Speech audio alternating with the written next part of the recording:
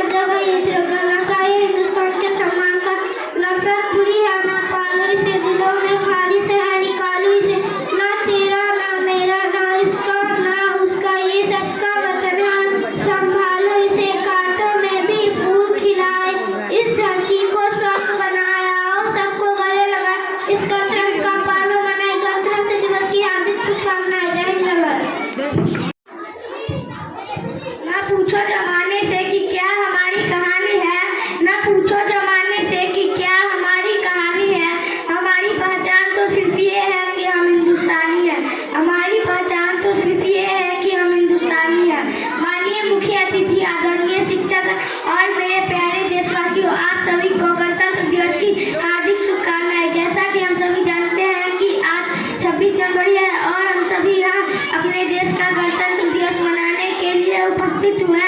15 अगस्त 1947 को हमारा देश ब्रिटिश शासन से आजाद हुआ था। हालांकि भारत का संविधान 26 जनवरी 1950 को लागू हुआ था। तब से हर साल हम गणतंत्र दिवस मनाते हैं।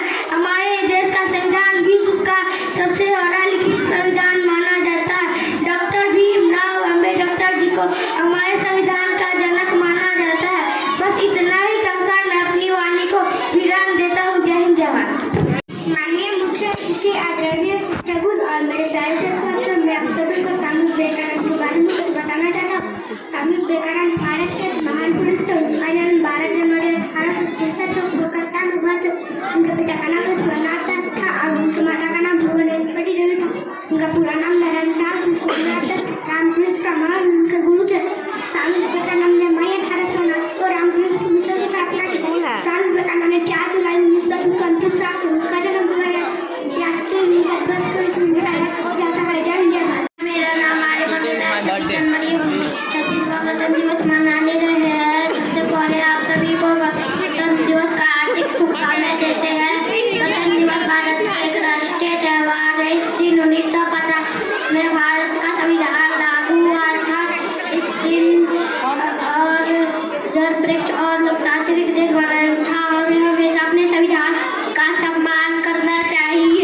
मुझे भारतीय हूँ पर गर्व है। मैं अपने देश से बहुत प्यार करता हूँ। जय हिंद जय भारत। शिक्षा मंडल मेरे प्यारे देशवासियों, मैं आप सभी को समय के बारे में कुछ बताने जा रहा हूँ। समय बहुत मूल्यवान है। बीता हुआ समय कभी वापस नहीं आता। समय का महत्व व्यक्ति जीवन में सफल होता है। समय का दुरुपयोग करने वाले व्यक्ति जीवन में सफलता मिलती है। हमें समय का सदुपयोग करना चाहिए। समय की ताकत सबसे बड़ी होती है। समय किसी के लिए नहीं रुकता। समय का सदुपयोग करना हमारे हाथ में है। हम सबको सब कुछ समय पर कर लेना चाहिए। इस संसार में सब कुछ समय के अनुसार बदलता है, क्योंकि समय से कुछ भी संतुलित नहीं है। इसलिए हमारे जीवन में यदि कोई सबसे महत्वपूर्ण चीज है तो वो है समय का सदुपयोग। मैं आप लोगों के सामने गणतंत्र दिवस के शुभ अवसर पर डॉक्टर राजेंद्र प्रसाद के बारे में कुछ कहना चाहते हैं। इसमें मेरे कर्तव्यों का नजरअंदाज करते हुए मुझे आगे की ओर बढ़ावा दे। डॉक्टर राजेंद्र प्रसाद भारत के पहले राष्ट्रपति थे। उनका जन्म 3 दिसंबर 1887 को बिहार के सिवान जिले की जीरादेवी गांव में हुआ था। वे भारतीय स्वाधीनता आंदोलन के प्रमुख नेताओं में से एक थे। उन्होंने भारतीय कांग्रेस के अध्यक्ष के रूप में अहम भूमिका निभाई। उन्होंने भारत का गणराज्य का संविधान दिया था। उन्होंने भारत के पहले मंत्रिमंडल में 1940 में कृषि और खाद्य मंत्री रहे। उन्हें राजेंद्र बाबू के नाम से भी जाने जाते थे। साल 1962 में उन्हें भारत रत्न से सम्मानित किया गया था। उन्होंने मेरे प्यारे दोस्तों, मैं सामने गणतंत्र दिवस के शुभ अवसर दिवस के बारे में कुछ इसमें मेरे गलतियों का नजरअंदाज कर ज्ञान को बढ़ावा दे। 26 जनवरी को भारत अपना गणतंत्र मनाता है। 26 जनवरी 1950 को भारत का संविधान हुआ था। इस दिन का भारत के त्योहार के रूप में मनाया जाता है। गणतंत्र दिवस पर एक भर में इस दिन देश का प्रथम राष्ट्रपति सलामी के साथ अभिवादन किया था। गणतंत्र दिवस पर राष्ट्रपति के दौरान ध्वज का ध्वज 1948 भारत के शिक्षा एवं अभिभावक मेरे प्यार दोस्तों, हम लोगों को सामने कुछ कहना चाहते हो। गांधी जी के बारे में कुछ कहना चाहते हैं। गांधी को जनजात करो जिससे तारीफ बड़ा बने। गांधी जी का बहुत सभी नाम मोहनदास करमचंद गांधी लोग को गांधी राज को हिंदी सभी सरकार जो बस मुगल जाति के नाम से जाना जाता है। उसके पिताजी करमचंद गांधी एक माता जी को विवाह का विवाह 13 वर्ष का आयु में गांधी को कर दिया गया था। कानून की पढ़ाई पूरा किया। हमारे राष्ट्र के नाम से भी जाना जाता है। शिक्षागण एवं अभिभावकगण और मेरे प्यारे दोस्तों, मैं आप लोगों के सामने गणतंत्र दिवस के शुभ अवसर पर नेहरू जी के बारे में कुछ कहना चाहता हूँ। इन्हें मेरी गलतियों को नजरअंदाज करें और मुझे आगे की ओर बढ़ावा दे। भारत के प्रथम प्रधानमंत्री नेहरू जी का जन्म ब्रिटिश भारत के इलाहाबाद में हुआ। इनका जन्म 14 नवंबर 1879 एक सपन के ब्राह्मण परिवार में हुआ था। इनके पिताजी मोतीलाल नेहरू जी एक प्रसिद्ध विख्यात वकील थे। नेहरू जी 1910 में ट्रिनिटी कॉलेज लंदन से प्राथमिक विज्ञान में स्नातक पास किया। पंडित नेहरू शुरू से ही बच्चों से बहुत प्यार और लगाव रखता था। पंडित नेहरू को चाचा नेहरू घर से दूरा ही पुकारा जाता था। बच्चों से इतने प्यार के लिए इनका जन्म दिवस बाल दिवस भी कहते हैं। नेहरू जी को 27 मई 1964 को हत्या के कारण हुआ था। जय हिंद जय भारत। बढ़ावा देखे और अब्दुल कलाम के नाम से वैज्ञानिक एवं किया था। अबुल कलाम अब्दुल कलाम अक्टूबर 1934 को तमिलनाडु के रामेश्वरम में एक तमिल मुस्लिम परिवार में हुआ था। उनके पिता सैनुल आबिदीन एक नाव के मालिक तथा एक सरकारी नौकरी के नाम से उनके परिवार में आय कर श्रद्धालुओं को समुद्र में रामेश्वरम से कॉलेज तक पहुंचाना काम के बाद ही अमर एक गृहिणी थी। ऐसे अब्दुल कलाम अपने परिवार के 4 भाई एवं बहनों में सबसे छोटे थे। यह बात उनके जीवन के जिले में नहीं थे, परंतु कलाम का परिवार उनके बच्चों में ही गरीब हो गया। बाल्यवस्था में अपने परिवार की आजीविका को बढ़ाने के लिए उन्होंने अखबार बेचे, विद्यालय में कलाम को अवसर प्राप्त हुए, परंतु उनकी गणना अंतर्गत एवं सफल विद्यार्थियों में की जाती थी। उनमें पढ़ने की दृष्टि इच्छा थी। वे अपनी पढ़ाई में विशेषता गणित में दर्शन में हाथ कर देते थे। इतना ही कहकर मैं अपने वाणी को विराम देता हूँ। तिरंगा का कफन सबको नसीब नहीं होता, तिरंगा का कफन सबको नसीब नहीं होता। हर कोई माँ भारती का करीब नहीं होता। खून का कतरा कतरा हो जाए देश का काम, खून का कतरा कतरा आ जाए देश का काम। देश को सर्वों कभी झुकने नहीं देंगे, उड़ान इसकी कभी रुकने नहीं देंगे। खाते हैं कसम इस देश की मिट्टी का, खाते हैं कसम इस देश की मिट्टी का। राष्ट्र का नाम कभी डूबने नहीं देंगे। ना चाहिए अच्छा जीवन, ना बड़ा धन चाहिए, बस बना रहे मन ऐसा वतन चाहिए। जब तक जिंदगी है धरती से मोहब्बत है, जब तक जिंदगी है धरती से मोहब्बत है। मौत के लिए 3 लोगों को कफन चाहिए। जय हिंद। शिक्षक ने कमल कागज बनाओ। मेरे प्यारे प्यारे मित्रों, मैं आप लोगों के सामने लोक पुरुष के बारे में कुछ कहना चाहता हूँ। इससे जो भी शिक्षा हो उससे नजरअंदाज करें। झावेर भाई एक साधारण किसान थे, वे बड़े देशभक्त क्रांति वीर थे। उन्होंने 1875 ईस्वी को भारत के प्रथम स्वतंत्रता संग्राम में भाग लिए थे। उन्होंने 1875 ईस्वी को भारत के प्रथम स्वतंत्रता संग्राम में भाग लिए थे और 3 वर्ष तक झांसी की रानी लक्ष्मीबाई की सेना में रहकर वे अंग्रेजों से युद्ध करते रहे और उनकी सारी संपत्ति अपने सरकार से ले ली। उसकी परवाह न करके वे अंग्रेजों से युद्ध कर। बाबा का जन्म प्यारे प्यारे दोस्तों, मैं आप लोगों के सामने गणतंत्र दिवस के अवसर पर खुदीराम बोस के बारे में कुछ कहने जा रहा हूँ। मेरे पिता को नजरअंदाज करते हुए मुझे याद करवाया है। खुदीराम बोस का जन्म 3 को